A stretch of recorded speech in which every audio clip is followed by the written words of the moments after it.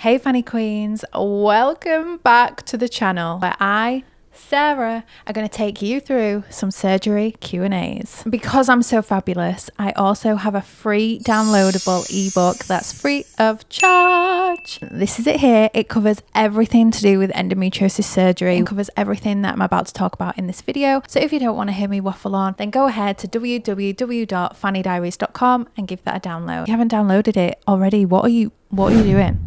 Go download it right now. Right now. Love you. So the questions I am going to cover in this video: can you still have surgery if you get your period? Did you shave? Will you be catheterized? Do you need to remove your nails? How long should you take off work? When can you have sex? What will your incisions look like? Will you get told what they found straight away? Were you afraid of anesthesia? What was the beginning of recovery like? And what if they don't find endo? Yes, you can. And you want to know how I know? Because it happened to me. Let me set the scene. The night before my surgery, I had the worst night's sleep of my entire life. And you probably will too. And if you don't, you're superhuman, because what on earth? I tossed and turned. I couldn't sleep. I was sweating. I was crying. I felt sick. I was thinking of excuses in my head of how I was going to get out of this surgery, and no excuse was cutting it. But you know what? We powered through. I had to be at the hospital 4/7, so I had to set off from my house at 6. And at about 4 in the morning, I started with the worst pains. And I was like, oh gosh. And my periods were so irregular. I would go 9 months, 10 months without any period. It would ruin my life. I couldn't plan anything. I didn't know what was going on. And then when it hit, it would be the worst. So I started with these pains, and I knew what these pains meant. And I was like, no, surely not the day of. I get to the hospital and I get checked in and I'm in my gown, and all of a sudden, there comes my period. Woo! Can you believe it? Of course it's been missing for 9 months, and today of all days is the day that it comes back. Now I was panicking. I was like, oh my gosh, I'm gonna get sent home, they're not gonna be able to do it. Then I asked the nurse and she was like, yeah, it's fine, don't worry about it, it's probably better. So I was like, okay. It was the quickest period of my whole life. I went under anesthetic with a period and I woke up without one. I did have bleeding, but I didn't have a period.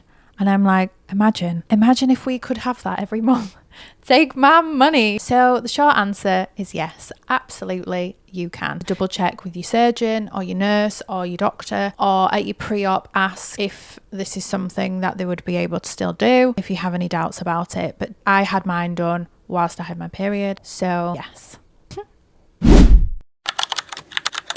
Did you shave? Okay, so I see this question all the time in Facebook groups, or I'll get a message that says, hey, can I please ask you a question? If it's too TMI, don't worry about it. Or like, I'm sorry if this is too TMI. Babes, nothing is too TMI around here, okay? You could message me and say, hey, Sarah, I've got bacterial vaginosis and I don't know what to do. And I'd be like, babes, let's figure this out together. I remember, so I was 19 and someone could mention the word we to me and I would go bright red. I would literally turn bright red. And now my favorite dinner table topic is bowels and bumholes. Can you even say bumhole on YouTube? So nothing is too TMI. Now, did I shave? Yes. I shaved everywhere. I was part of the bald kitty club. I am a dark-haired girly. My hair grows so fast that I just thought if I didn't, they wouldn't be able to find what they were looking for, if you get my drift. So I thought I'd help them out because I'm nice like that, you see. All I can think about is that Sex and the City scene with Miranda where Samantha's like, oh honey, wax much? That would have been me, but worse, because my hair's so thick and it grows so fast. I do love a full bush though. Power to the bush.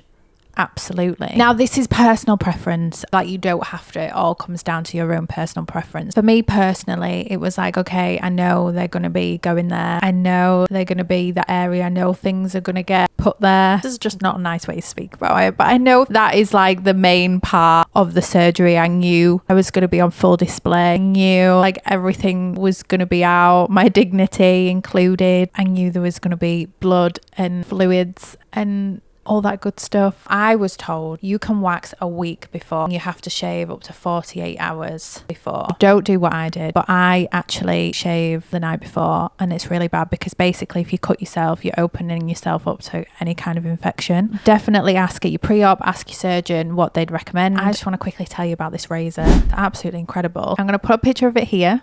Ting. One end it's like a trimmer, like an electric trimmer, and on the other end it's a razor. I literally just trim and then I raise. And that's me. I've used trimmers in the past where they've literally nearly chopped my flaps off. So this is beginner friendly and I absolutely love it. It's a Hydro Silk trimmer in the US, and you can find it in Target, Walmart, Amazon. In the UK, it's called the Hydro Silk by Wilkinson Sword. You can find it in Morrison's, Boots, Superdrug, Amazon, Sainsbury's, probably Tesco's. I will stop waffling on about my pubes now and move on.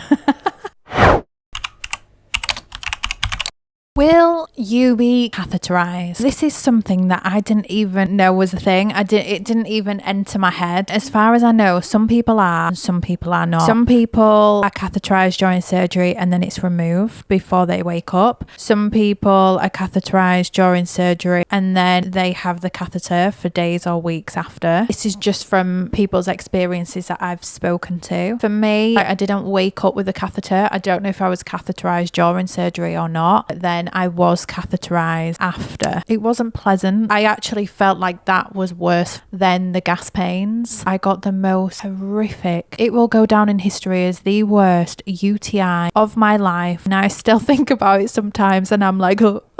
I'd definitely ask your surgeon if it's something that you're concerned about or that you want to know about. If you are going to be catheterized, I would highly recommend getting stocked up on things that you'd need. I did create a free of charge ebook of products for endometriosis surgery. So anything that you might need for your recovery into pack, I've linked them all and I've covered the UK and the US. You're welcome.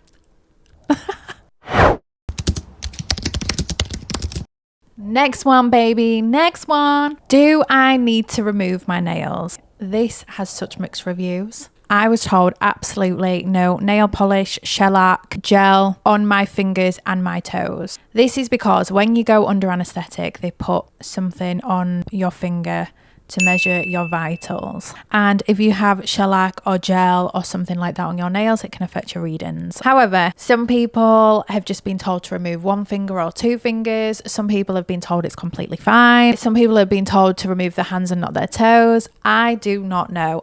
If it was me personally, I would just make sure everything was removed because it's just not worth the stress. You're already going to be feeling sick. You're already going to be feeling stressed. To then get told while you're there to remove your nails, like where are you going to get acetone from? Where are you going to get nail varnish remover from? Do you know what I mean? I don't even know if hospital shops stock it, if they're going to be open. I don't know. But you don't want to be running around trying to figure this out, because also I've spoken to people who in pre-op have been told that they're going to be fine, and then they've gone and got a fresh set of nails and they've been told to remove them when they get there. So yeah, I don't know. I'd just remove your nails, but it's completely up to you. I hope that helps. I don't know if it did.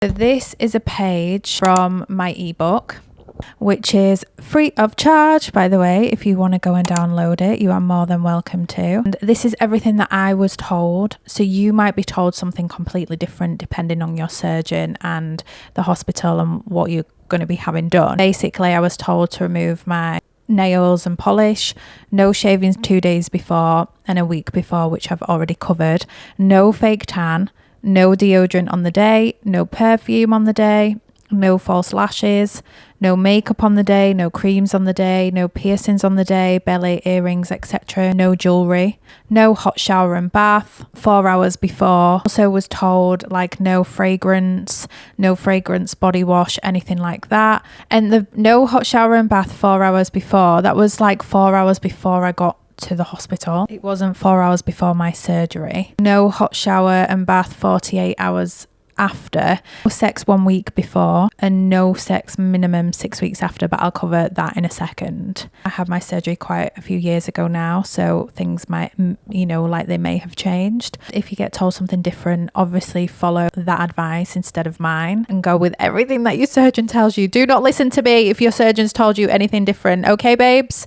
Okay, got it. Love you. How long should you take off work? When I was going for my surgery, I could not get a straight answer out of anyone about work and time off, and it was so frustrating. And it's only when I went through the surgery myself that I'm like, okay, now I understand why I couldn't get a straight answer out of everyone, because everyone is so different. It completely depends on what you're having done. It depends on what they do. It depends on what they find. It depends on you as a person. It depends on your situation as well. So for me, my first surgery got cancelled. They told me it's like a quick procedure, like getting a tooth pulled. So I only booked like the Friday and the Monday off, like a long weekend. And I was like, I'll be back on the Tuesday. Yeah, no worries. Well, hello. I was so glad that I didn't actually do that in the end, because after 3 days, I was still in the hospital. When I got booked in for my second time, I actually spoke to somebody on the phone. I was like, yeah, I booked time off. I've booked a few days off. She was like, a few days? And I was like, yeah. And she's like, no, you need longer than a few days. You need like 2 weeks. I was like, 2 weeks? No, I'll be fine. I don't need 2 weeks. Yeah, I needed the 2 weeks.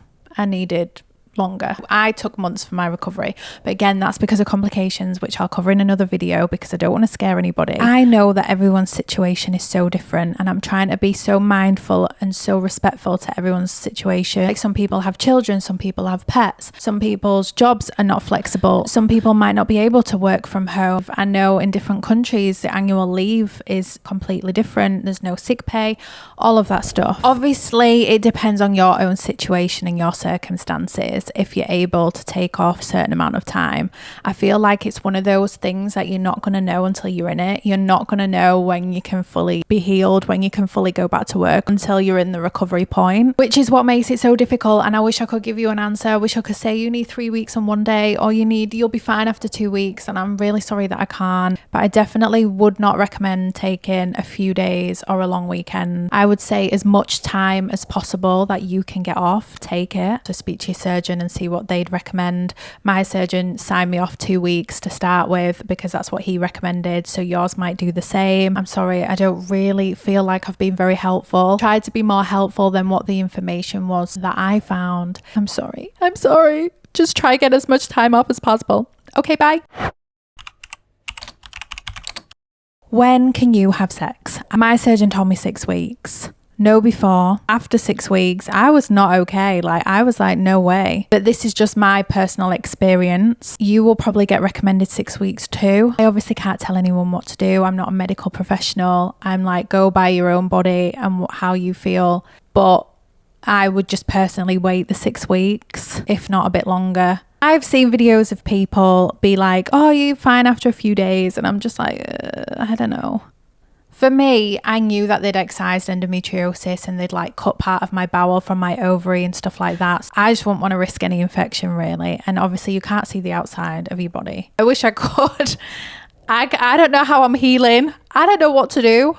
I was recommended 6 weeks. I waited way over that time period. Consult with your surgeon, nurse, your medical professional or whatever before, and always be safe. Practice safe sex.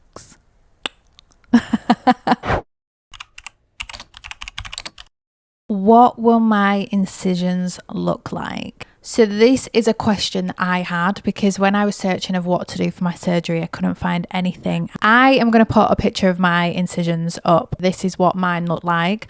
Obviously yours could look completely different. No one's are exactly the same, but this is just to give you an idea. This is my incisions fresh out of surgery. This is them healing. So this is a few weeks healing. Like, and right now to this present day, I have tried to find a way to show you, but they're just like pretty much non-existent. I can't even take a picture of my incision because I don't know where it is.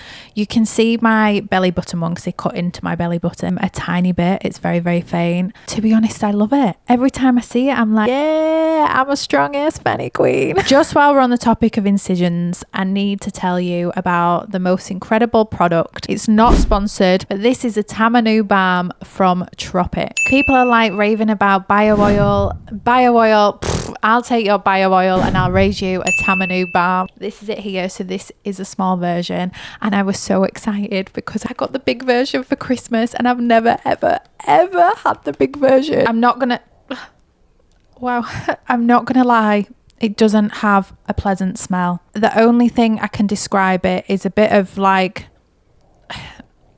chicken tikka masala mixed with piss and a bit of a hamster cage. You know when you have a hamster and then the cage needs changing?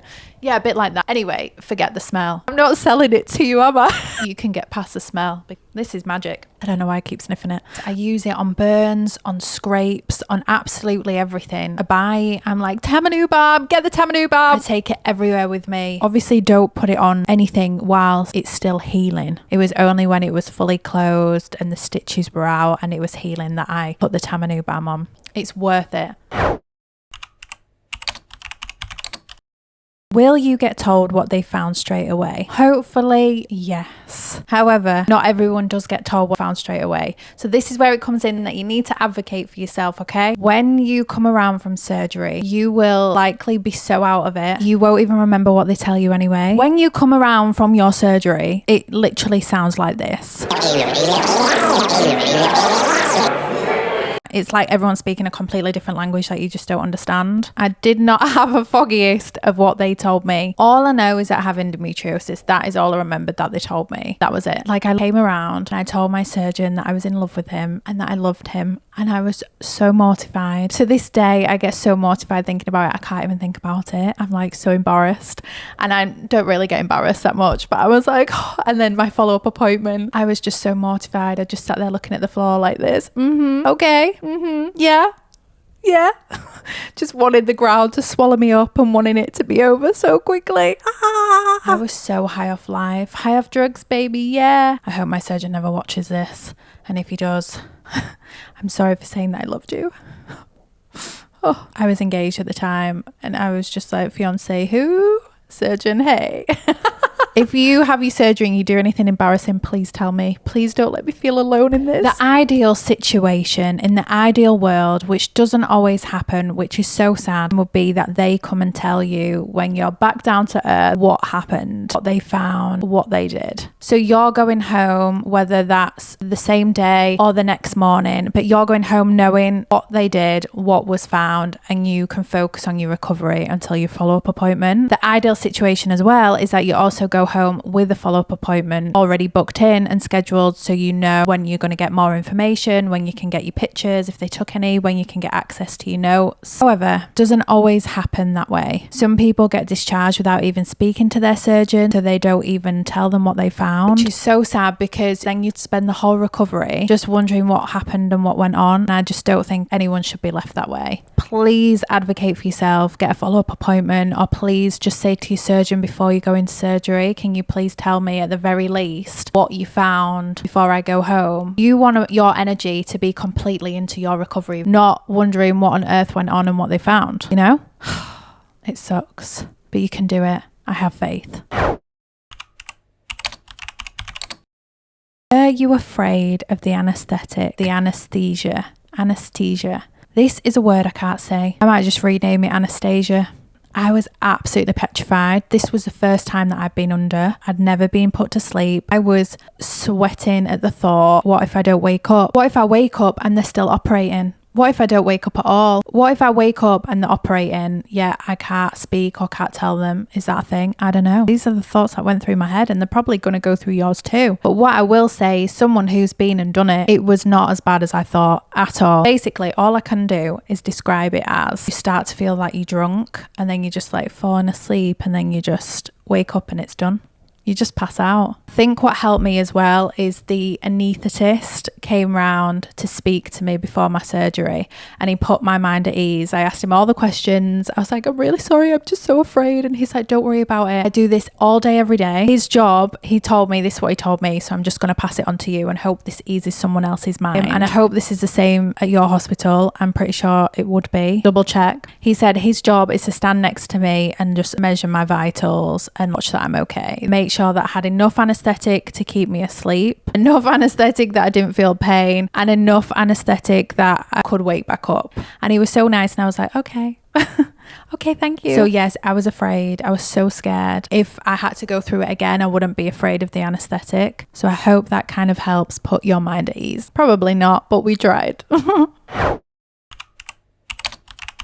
what was recovery like? I'm going to do a whole separate video just on recovery alone because I think it deserves its own video because there's just so much to talk about that I won't be able to cover in this video because I'd run out of time. Recovery is different for everyone. It's so important to not compare yourself. You know, you might feel fine in a couple of days. You might not, and that's okay. I do think endometriosis surgery is downplayed. I think the recovery process is downplayed, and that needs to stop because it's not fair. It gives us unrealistic expectations. Like when I was not okay in a few days, which is what I was told, I was like, what is wrong with me? I should be feeling great by now. Originally, when I woke up, the worst thing was the gas pain. It felt like, I can't describe it. It was like so trapped. It was in my left shoulder, upper left shoulder, and it was really sharp. And every time I would breathe in, it would be like, the days went on, it got a bit easier, and it was mainly boredom. I was bored. There's only so much TV you can watch. I watched it all. I watched everything that was possible on Netflix, I'm sure. Be kind to yourself. Self-love only, okay? You are a badass Fanny Queen for even going through surgery in the first place. Badass Fanny fighting Fanny Queen. And if you have any questions on recovery, just let me know. I'm always happy to answer. What if they don't find any endometriosis? Do not panic. Sadly, this is a very common situation. Without going into it too much, I'm again going to do a whole other video on this, but I do also have a free ebook, free of charge, about this, which you can find on my website, www.fannydiaries.com. This is the ebook that you need to be looking for.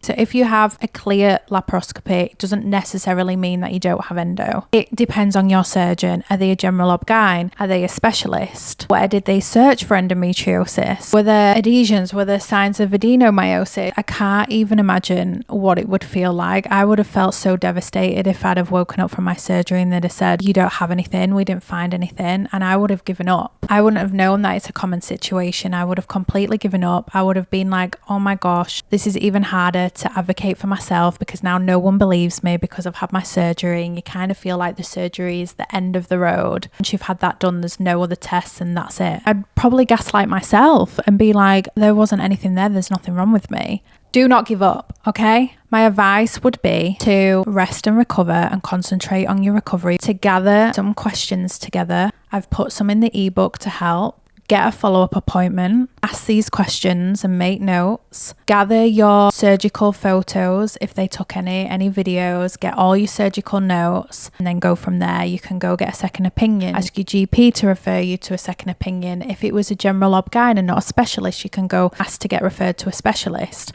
Obviously, there is a chance that it might not be endometriosis and it could be other conditions. Again, I've listed some other conditions that have similar symptoms in the ebook. But yes, don't panic, recovery first, and you can go from there.